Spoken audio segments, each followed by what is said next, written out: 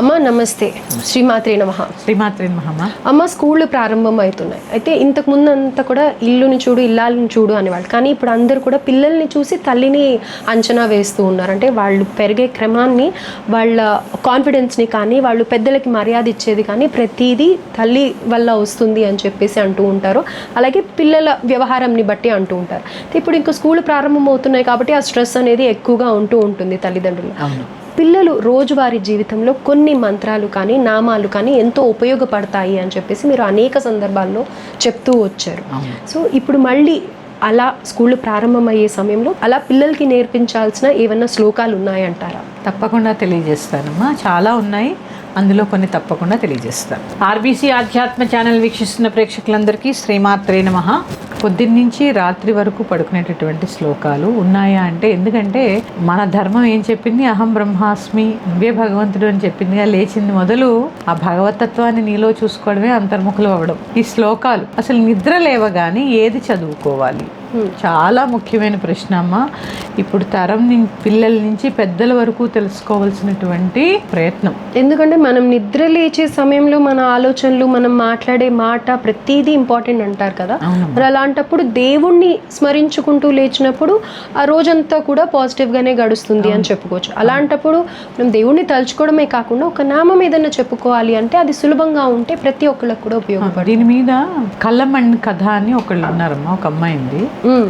ఆ అమ్మాయి ఈ శ్లోకము చదువుతూ ఉంటారు పిల్లలు, పక్కన వాటి కలర్స్ వేస్తారు. ఆ శ్లోకాన్ని చదివి ఆ శ్లోకం యొక్క నీతి అని ఒక బుక్ తయారు చేస్తుంది. అద్భుతంగా ఉంది, కావాలంటే మీరు ప్రయత్నం చేయొచ్చు, అమెజాన్లో దొరుకుతుంది అనుకుంటుంది. ఏ శ్లోకాలు చదవాలి తప్పకుండా తెలియజేస్తాను. లేచిన మొదలు వెంటనే చూసుకోవాల్సినవి మీ అరచేతులు. ఎందుకంటే మీరు శ్రమ చేసేది, మీరు సంపాదించేది, మీరు చదువుకునేది అంత ఈ చేతులతో. అందుకని అసలు ముందు కళ్ళు తెరవగానే ఏది చూడొద్దండి.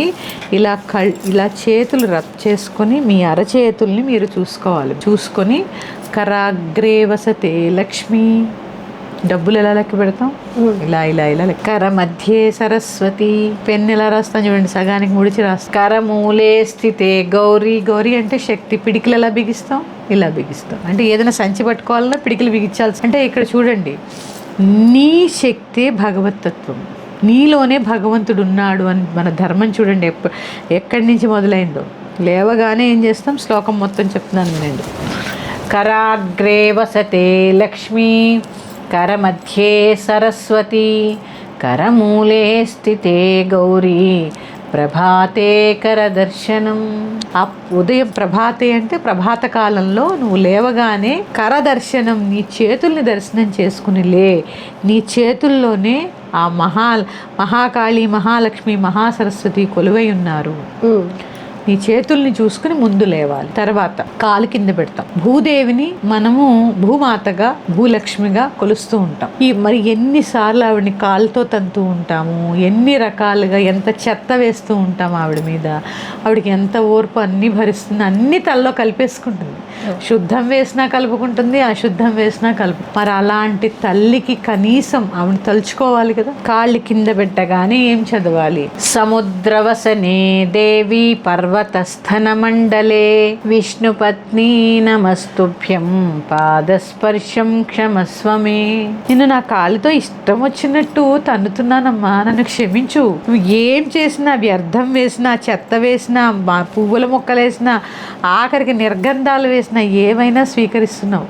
ఉమ్ము వేస్తాం, చెత్తంతా వేస్తూ ఉంటాం, అన్నా కూడా ఏ రోజు మనల్ని తిట్టలేదు ఆవిడ. అందుకని నేను ఇలా చేస్తున్నందుకు, నా పాదాలతో నిన్ను తన్నుతున్నందుకు ఓ విష్ణుపత్ని నన్ను క్షమించు. అక్కడి నుంచి బయటికి వచ్చిన తర్వాత పిల్లలకి ముందు చెప్పవలసింది తల్లిదండ్రులకి నమస్కారం చేయడం. మాతృదేవో భవ, తల్లిదండ్రుల కాళ్ళకి నమస్కారం చేయించడం నేర్పించండి. పితృదేవో భవ, ఆచార్యదేవో భవ, అతిథి దేవో భవ. ఇవి నేర్పి మీరు బయటికి పంపించారనుకోండి, అతిథి వచ్చినా వాళ్ళు ఎంత సంస్కారంతో ఉంటారు. కొంతమంది పిల్లలు ఇంటికి వెళ్తే మంచినీళ్ళు కూడా అడగరు. అదే మీరు చిన్నప్పటి నుంచి సంస్కారం నేర్పండి. ఎందుకంటే మన ధర్మం అతిథి దేవో భవ, అతిథిని భగవంతుల్లా కొలవాలనేది మన ధర్మం. అందుకని ఈ ధర్మాన్ని నేర్పండి పిల్లలకి. ఇవేమి పెద్ద కష్టమైనవి కాదు. అక్కడి నుంచి వెళ్ళిన తర్వాత చక్కగా మొహం కడుక్కుని స్నానాది కార్యక్రమాలు చేసుకుని స్కూల్కి వెళ్ళే లోపల దేవుడి దగ్గర ఒక నమస్కారం పెట్టించి వాళ్ళకు 2-3 శ్లోకాలు చదువుకోవడం నేర్పించింది. అవి ఏంటి? గణపతి ప్రార్థన ముఖ్యంగా. శుక్లాంబరధరం విష్ణుం శశివర్ణం చతుర్భుజం ప్రసన్నవదనం ధ్యాయేత్ సర్వవిఘ్నోపశాంతయే సరస్వతీ నమస్తుభ్యం వరదే కామరూపిణి విద్యారంభం కరిష్యామి సిద్ధిర్భవతు మే సదా జ్ఞానానందమయం దేవం నిర్మలం స్ఫటికాకృతిం ఆధారం సర్వవిద్యానాం హయగ్రీవముపాస్మహే. మనం చెప్పుకునే లలితా సహస్రనామం కూడా హయగ్రీవ స్వామి వారి ద్వారానే మనకి లభించింది. అగస్త్యుడికి హయగ్రీవ స్వామి చెప్పడం వల్లే మనకి లభించింది. అందుకని ఆ హయగ్రీవుని తలుచుకుని తర్వాత జీవితంలో పిల్లలకి కావాల్సింది ధైర్యం. ఆ ధైర్యాన్ని ఇచ్చేవాడు హనుమంతుడు.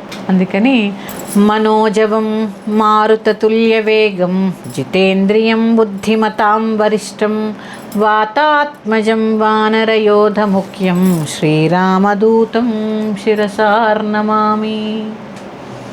ఈ శ్లోకం చదువుకోవడం. ఎందుకంటే ధైర్యాన్ని ఇచ్చేవాడు హనుమంతుడు, విఘ్నాలను తీసేసేవాడు గణపతి, అలాగే జ్ఞానాన్ని ప్రసాదించేవారు సరస్వతి హయగ్రీవ స్వామి.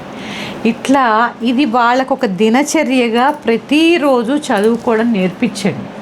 ఇక ఆ తర్వాత వాళ్ళ పనుల్లో వాళ్ళు వెళ్తారు. భోజనం చేసే ముందు ఏ శ్లోకం చదవాలి? ఊరికే పశువులు ఏం చేస్తాయమ్మా? ఆకలి వేస్తే గడ్డి వేయగానే తినేస్తాయి. మరి మనుషులంగా మనకి కొంత కృతజ్ఞత ఉండాలిగా.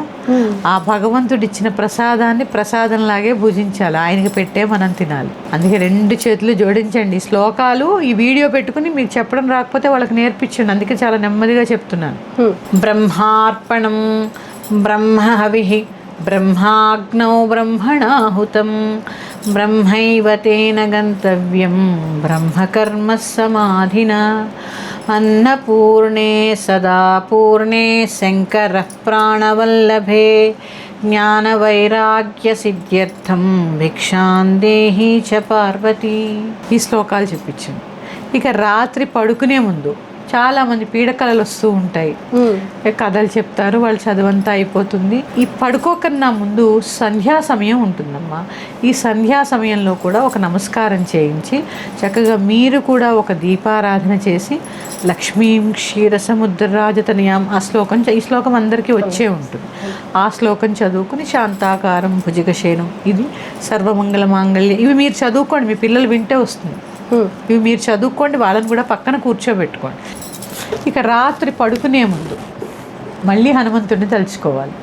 ఎందుకంటే పిల్లలకి పీడకలలు రాకుండా కొన్ని శ్లోకాలు మీరు పక్కన కూర్చోబెట్టుకుని ఇంకా ఏమన్నా నేర్పించాలి అనుకుంటే నేర్పిస్తూ రామస్కందం హనుమంతం వైనతేయం వృకోదరం శయనేత్పటేర్నిత్యం దుస్వప్నం తస్య నశ్యతి. దుస్వప్నాలు రాకుండా ఉంటాయి.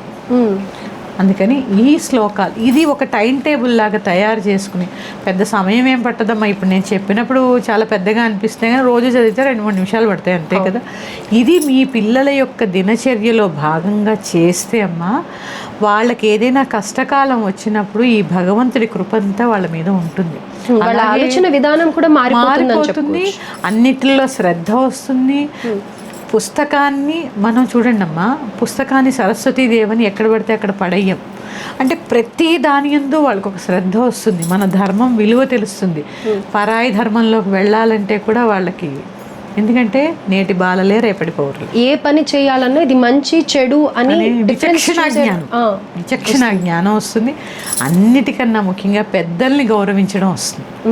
నేను మనం లేచిందేని చెప్తున్నాగా, మాతృదేవో భవ, పితృదేవో భవ, ఆచార్య దేవో భవ, అతిథి దేవో భవ అని చెప్తున్నాం. కాబట్టి ఇవి చిన్న చిన్న శ్లోకాలమ్మా, ఇవి మీరు కూడా పాటించండి. ఓన్లీ చిన్నపిల్లల కోసమే కాదు, ఈ దినచర్యలో ఈ మార్పులు చేసుకుంటూ ఉండండి. జీవితంలో మార్పులు రాకపోతే నన్ను అడగండి. మీ ఇంట్లో మీ తల్లిదండ్రులు ఉంటే ఇప్పటికీ నేను మా అమ్మ ఉంటే నమస్కారం చేస్తే బయటకు వస్తాను. ఆ పెద్దవాళ్ళు ఉంటే నమస్కారం చేసుకుని రండి. పెద్దల ఆశీస్సులు చాలా చాలా చాలా చాలా మంచివి. అలాగే అమ్మ, చేసుకుని రండి. మీరు కూడా పాటించండి. జీవితంలో వచ్చే మార్పుల్ని మీరే గమనిస్తారు. ఆలోచనలో కూడా చాలా మార్పు వస్తుందమ్మా, చాలా నిదానం వస్తుంది. దేనికి పరిగెట్టడం కానీ, అక్కర్లేని విషయాల జోలికి వెళ్ళడం కానీ, చిన్నపిల్లలు చిన్న వాటికి అబద్ధాలు చెప్తూ ఉంటారు. అది చెప్పాలా వద్దా ఆలోచించుకునే స్థితికి పిల్లలు వస్తారు. అలాగే అంత మార్పు ఉంటుందమ్మా పిల్లల్లో. తప్పకుండా పాటించండి, మంచి ఫలితాలను పొందండి. మరొక అంశంతో మీ ముందుకు వస్తాను. శ్రీమాత్రే నమః. స్వస్తి.